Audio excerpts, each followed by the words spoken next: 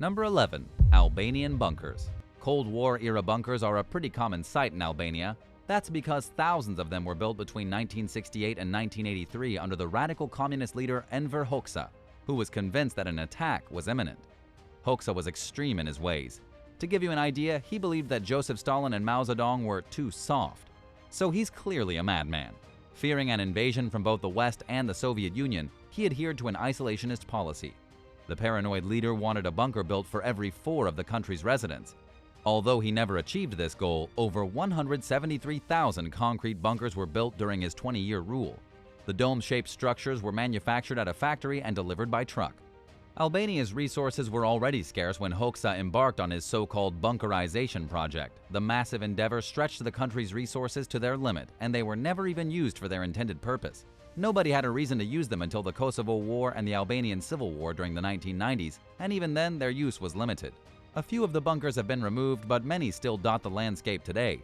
Some have been converted into hostels, homes, and museums, while the rest are simply rotting in place. Number 10. Levskaya Brahma. The Ukrainian capital of Kiev is the country's most populated city. It's seen steady growth for more than a century, and it's projected to grow even more in the coming years. Naturally, the city's subway system has expanded to accommodate more people. But not everything has gone according to plan, and sometimes entire projects were left unfinished, leaving behind deserted pathways and platforms that were never used. Take, for example, the ghost station Levskaya Brahma. Construction began during the early 1990s, but funds began to run low. On top of that, developers couldn't agree on where to place the entrance, so they decided to simply abandon the project. There's a metro line running through Levskaya Brahma, and passengers can see the mysterious incomplete structure as their train passes through. There have been numerous proposals to finish building the station, but it hasn't happened yet, and nobody knows if it ever will.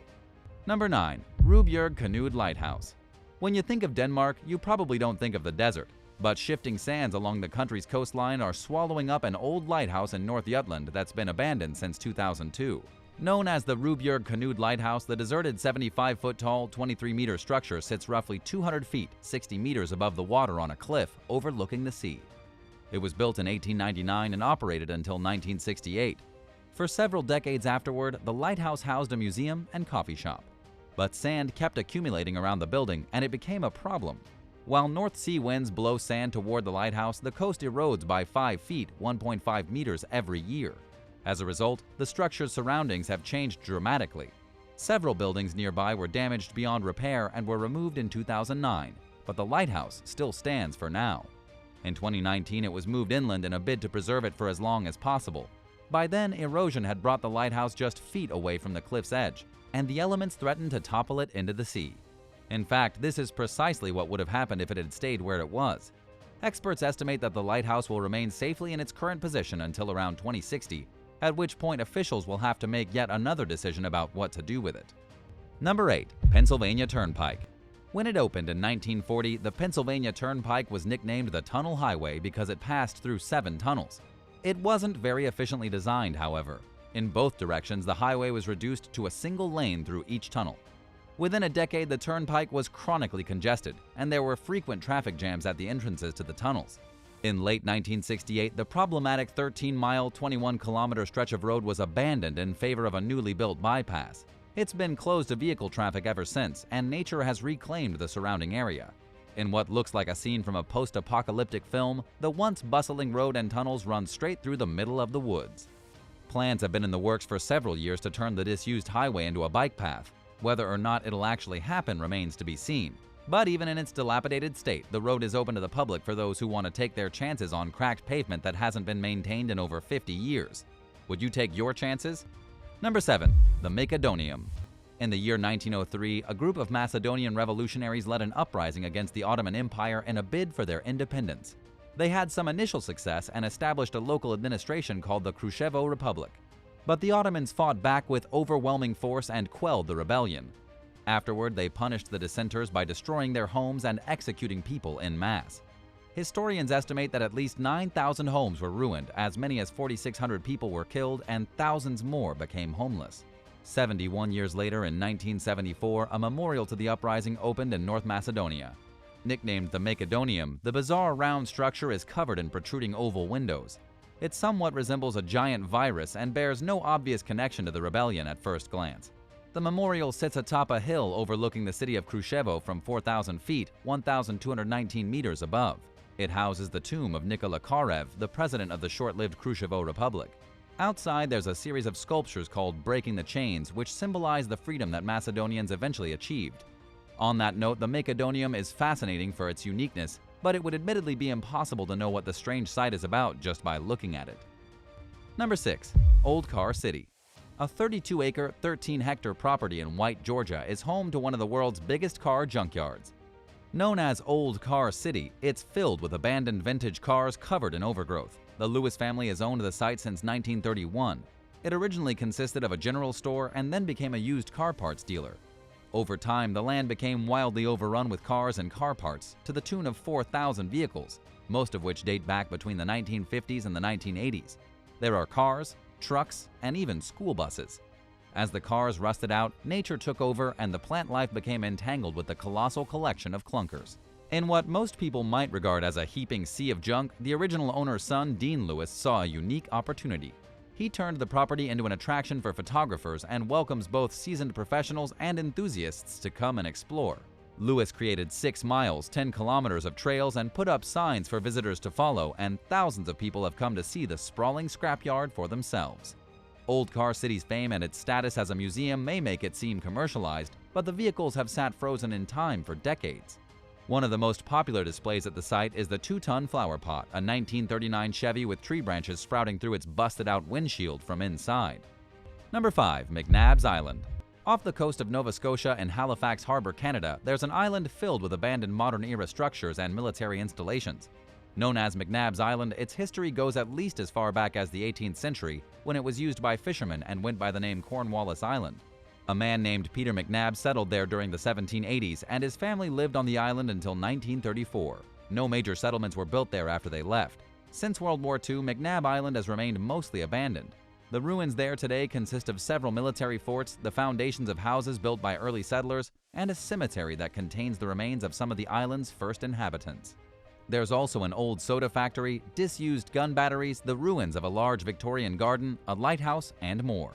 McNabb Island spans roughly 980 acres, 395 hectares, making it the biggest island in Halifax Harbour. Most of it is owned by the federal government and the province of Nova Scotia, and several of its historic structures are protected landmarks.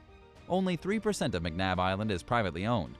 You may be surprised to learn that there are still a handful of permanent residents there, but for the most part, it's filled with reminders of how much more populated it used to be. Number 4. Damon Silos. Chicago was once home to the country's largest grain storage center. Known as the Damon Silos, the site is made up of a network of interlocking 15-story silos that were built in 1906. They were owned by the Topeka and Santa Fe Railroad and had enough room to store 400,000 bushels of grain. The Damon Silos closed after a massive explosion and fire in 1977 damaged them beyond repair. Since then, they've become an attraction for urban explorers, graffiti artists, and troublesome teens. In the basement beneath the silos, there's a series of dark rooms and tunnels, thousands of square feet of them, according to photographer Mike Kinch, whose images were published in Block Club Chicago. Speaking with the news outlet, he explained that the tunnels run beneath half the 24-acre, 10-hectare site and that someone could easily get lost in them. It's actually illegal to explore this seemingly post-apocalyptic landmark, but plenty of people are curious enough to take their chances on getting caught. Those who are determined enough to explore the Damon Silos can find instructions on how to access the site if they look hard enough. Number 3. Basleja Monument. Back in 1891, a group of socialists in Bulgaria met in secret to form an organized movement called the Bulgarian Social Democratic Party. The organization paved the way for what would eventually become the Bulgarian Communist Party. But don't get socialism and communism confused. They're extremely different. Nearly a century later, in 1974, construction began on a monument dedicated to that first meeting. Known as the Monument House of the Bulgarian Communist Party, or the Basleja Monument, the futuristic structure stands on a remote peak in the central Balkan Mountains. In order to build it, engineers had to create a level foundation. They did this by using TNT to blast away nearly 530,000 cubic feet, 15,000 cubic meters of rock, and reducing the mountain's height by 30 feet, 9.1 meters. Building the actual monument cost the equivalent of $35 million today. Like the many state-sponsored communist buildings, the Basleja Monument has a paradoxically vintagey yet space-age feel to it. It's visibly outdated and decaying, but contains elements of what its designers envisioned as the architecture of the future. Inside, there's a collection of mosaics commemorating the Bulgarian Communist Party history. Sadly, 1/5 of the artwork has been destroyed by vandalism, time, and the elements. The monument wasn't open for very long. It was finished being built in 1981 and closed when communism fell in 1989. All maintenance of the site ended there, and the building has since fallen into disrepair. Its structural integrity is compromised, and visitors aren't allowed because it's dangerous to go inside. Number 2. Historic Cemetery 3 and Crematorium. There's a road in the German town of Dessau that runs through an old and mostly abandoned cemetery. Known simply as Cemetery 3, it's filled with fallen tombstones and urns. Some of the statues are rather beautiful, while others contain disturbing inscriptions. There are monuments to soldiers who died in both world wars, as well as a memorial dedicated to 56 workers who perished in a factory explosion in 1918. Most of them were women and girls. The most shocking feature of the historic Cemetery 3 is a domed building that looks like a chapel from the outside. Once you enter the deceptively quaint structure, however, it immediately becomes clear that it once functioned as a crematorium. Between 1910 and the late 1980s, an estimated 100,000 bodies were burned there.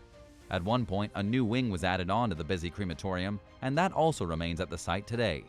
The buildings are still filled with paperwork, old telephones, and the equipment that was used for burning human remains. Entering the crematorium has been likened to stepping into a horror film. But if you're into that sort of thing, you may want to visit this protected historic landmark. Number 1. Stratis Memorial Complex. In rural Serbia, northeast of Belgrade, there's a long road leading past farming communities to an abandoned bronze and concrete monument situated along the Tamis River. Known as the Stratis Memorial Complex, it was built to commemorate an event known as the Pančevo Holocaust or the Jabuka Massacre. Between 1941 and 1945, fascists executed an estimated 10,000 Serbs, Jews, and Roma near the site. The memorial opened in 1981 in what was then Yugoslavia. At the time, it consisted of a small museum, an amphitheater, numerous plaques and sculptures, and several other structures. Today, the site is in poor condition, neglected, and covered in overgrowth. Sadly, the derelict complex has been vandalized and robbed nearly a dozen times since 2013. 2 3-ton, 2.7 tons bronze decorations were stolen, along with all the site's electrical parts and wiring. The museum's artifacts and displays are all gone, and its features were covered in graffiti. The criminals responsible for these acts were never caught. Nature and time seem to have made up for anything that deviants haven't had the opportunity to destroy. Anyone who wants to visit the memorial will have to find it on their own because there's no signage to guide people there.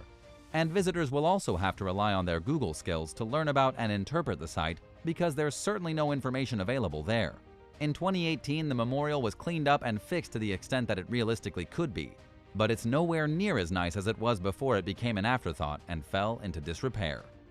Thanks for watching. Have you ever found a mysterious abandoned object?